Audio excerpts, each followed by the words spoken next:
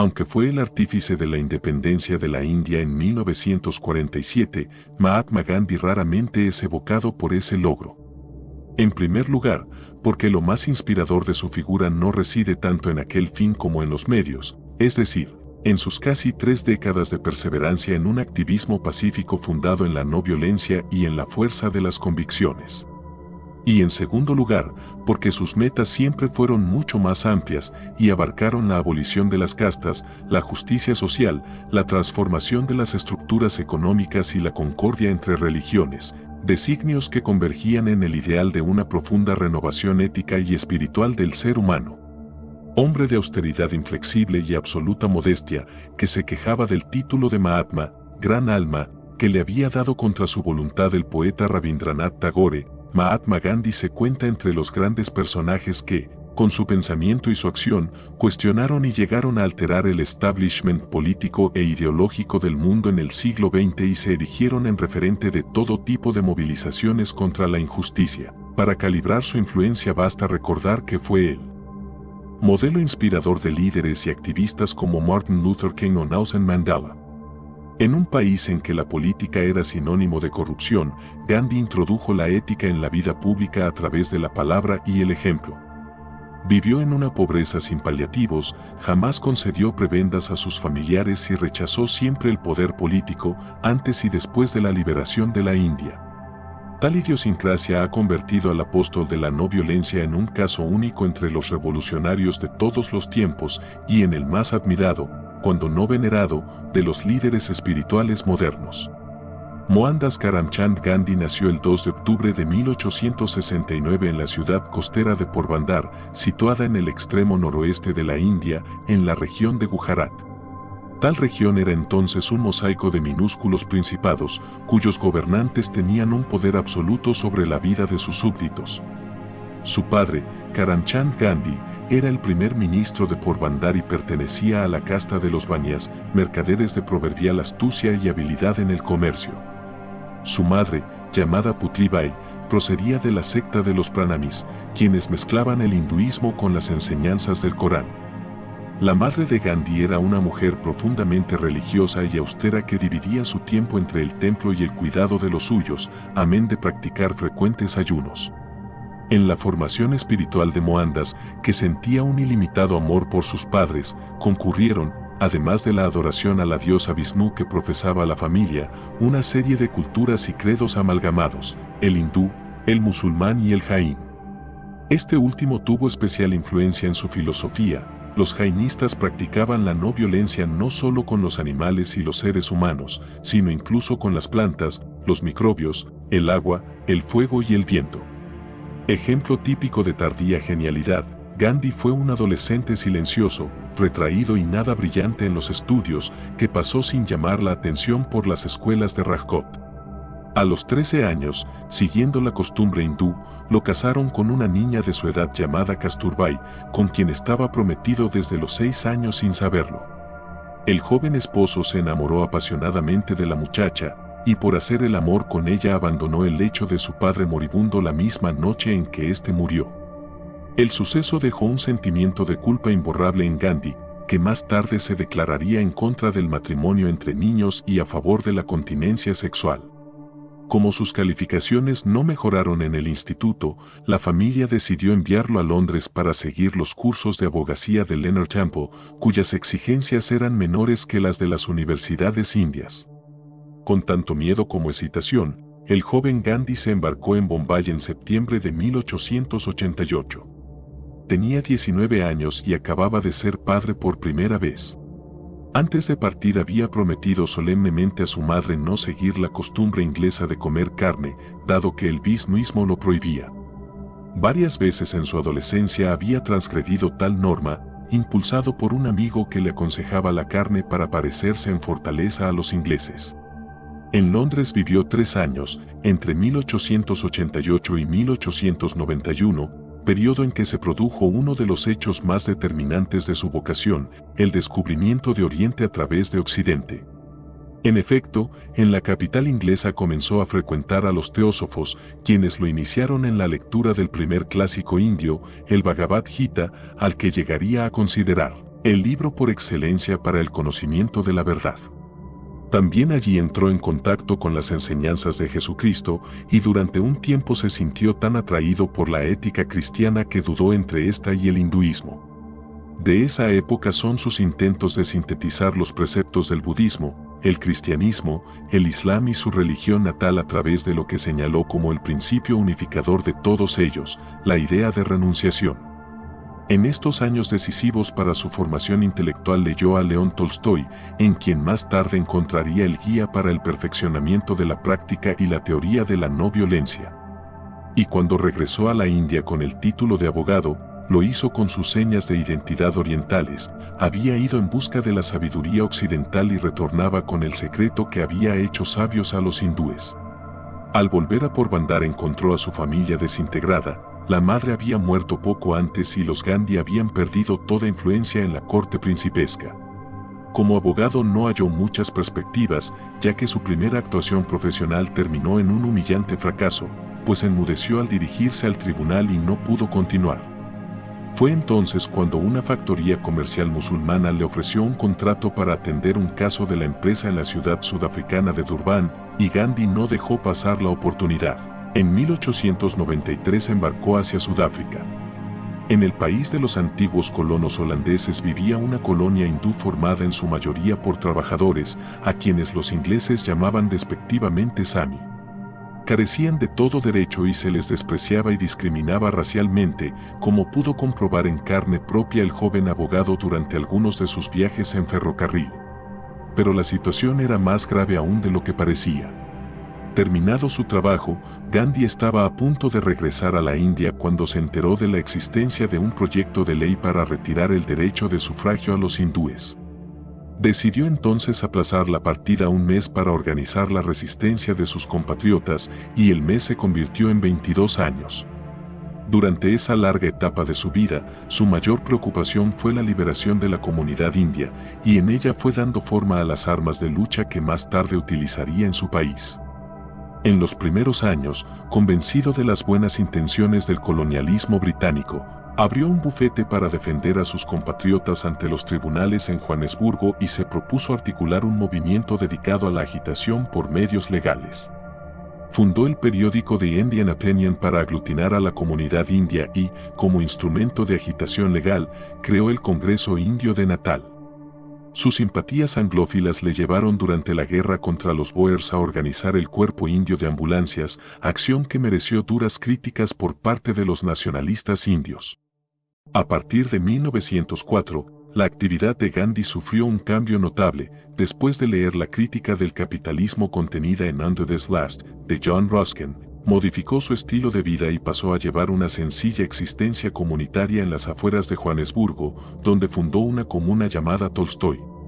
En esa época bosquejó la teoría del activismo no violento, que puso en marcha por primera vez para oponerse a la ley de registro. Esta ley obligaba a todos los indios a inscribirse en un registro especial con sus huellas dactilares. Gandhi ordenó a sus compatriotas que no se inscribieran, que comerciaran en las calles sin licencia y, más tarde, que quemaran sus tarjetas de registro frente a la mezquita de Johannesburgo. Como muchos de sus seguidores, fue a parar a la cárcel varias veces, pero el movimiento de resistencia civil obtuvo varios éxitos parciales. En 1913, la protesta contra un impuesto considerado injusto se tradujo en una marcha a través del Transvaal hasta Natal. Al año siguiente las autoridades británicas dieron marcha atrás con dicho impuesto y autorizaron a los asiáticos a residir en Natal como trabajadores libres. La victoria parecía total, y Gandhi, que había abandonado las vestimentas europeas en señal de protesta, partió definitivamente de Sudáfrica con su mujer y sus hijos.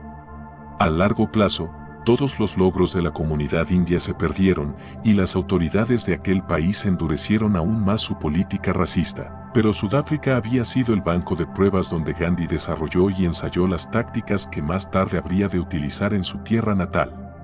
Precedido por la aureola de sus exitosas campañas en el extranjero, Gandhi llegó a la India en 1915 y fue recibido como un verdadero héroe.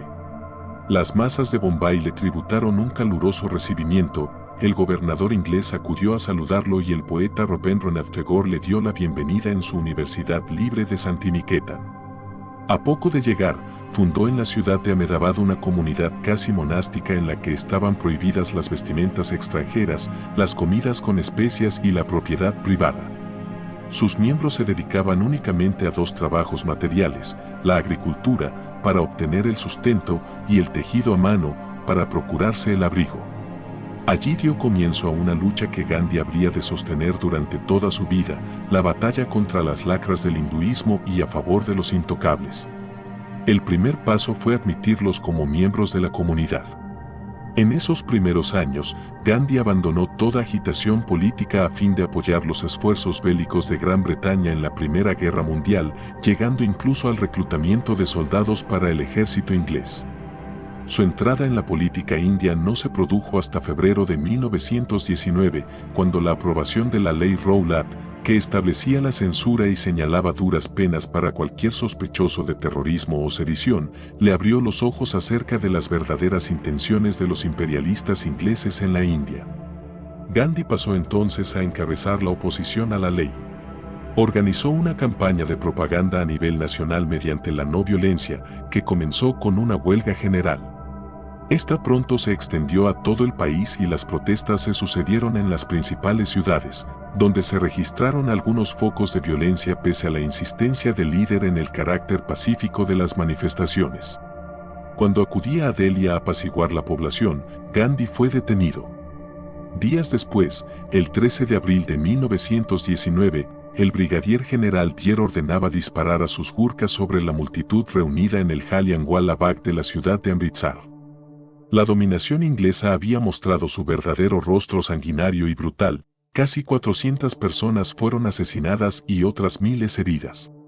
Pero las autoridades británicas se vieron obligadas a reconsiderar sus tácticas y la ley Rowlatt jamás entró en vigor.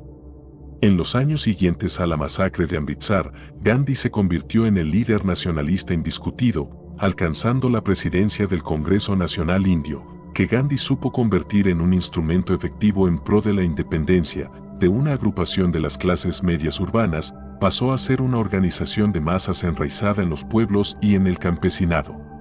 Se pusieron en marcha las grandes campañas de desobediencia civil, que iban desde la negativa masiva a pagar impuestos hasta el boicot a las autoridades. Miles de indios llenaron las cárceles y el mismo Gandhi fue detenido en marzo de 1922.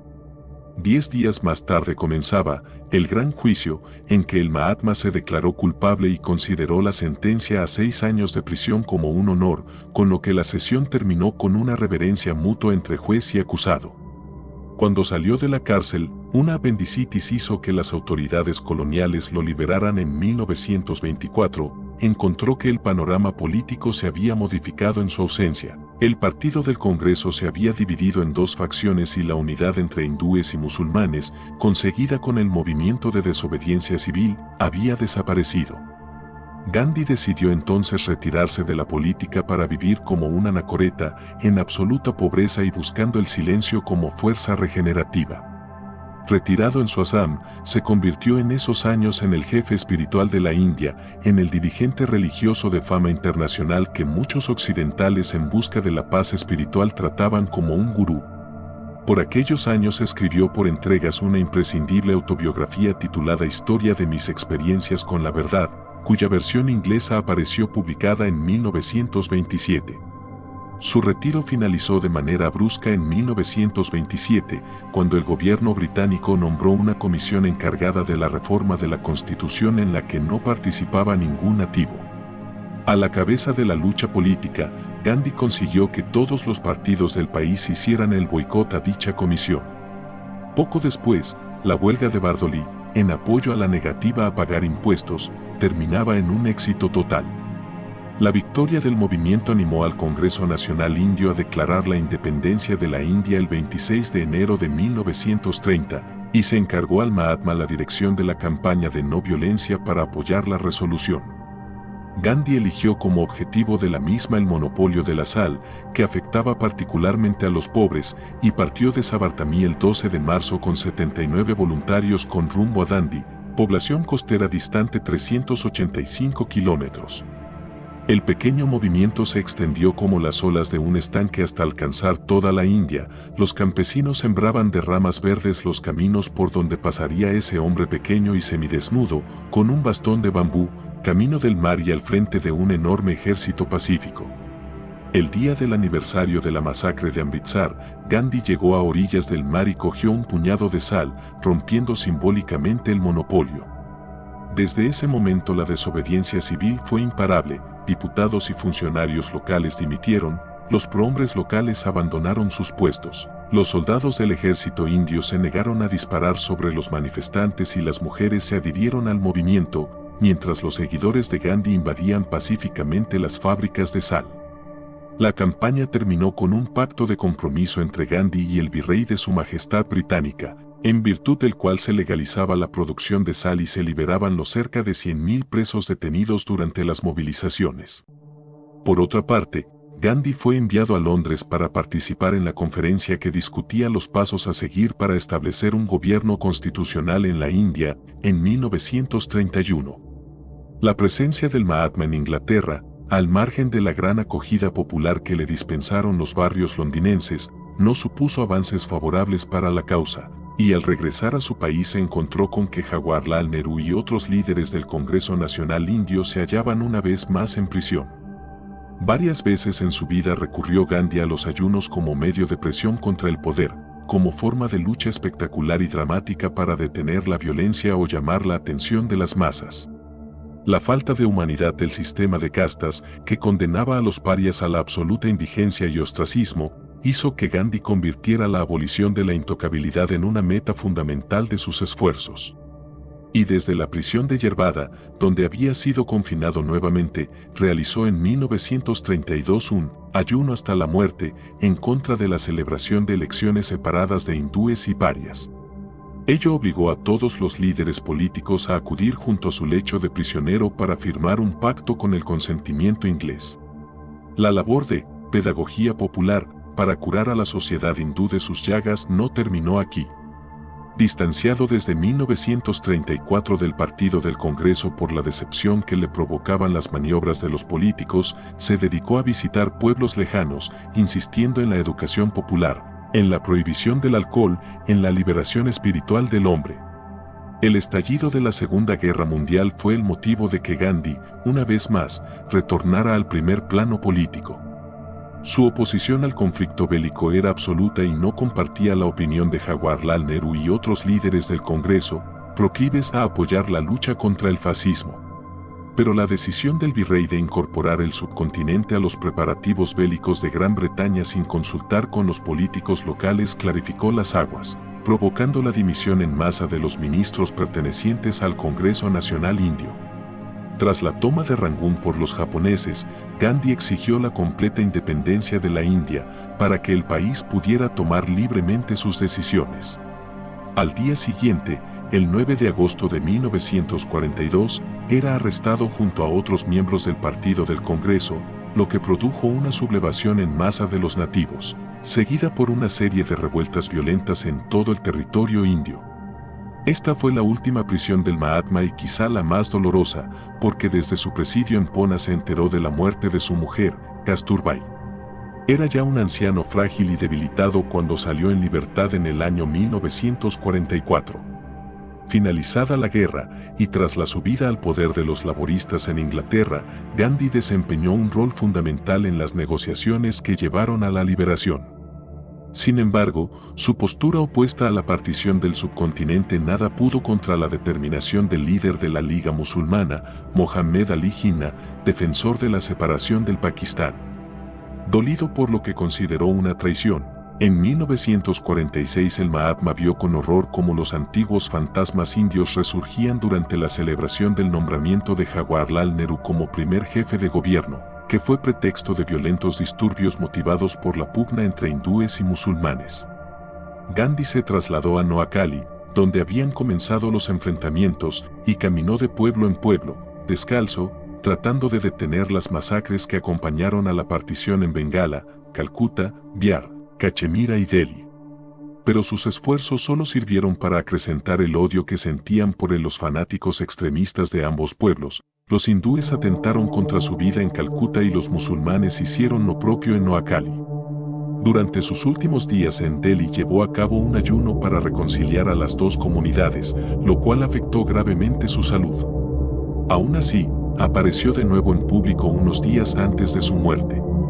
El 30 de enero de 1948, cuando al anochecer se dirigía a la plegaria comunitaria, fue alcanzado por las balas de un joven hindú. Tal como lo había predicho a su nieta, murió como un verdadero Mahatma, con la palabra Rama, Dios, en sus labios. Como dijo Einstein, quizá las generaciones venideras duden alguna vez de que un hombre semejante fuese una realidad de carne y hueso en este mundo.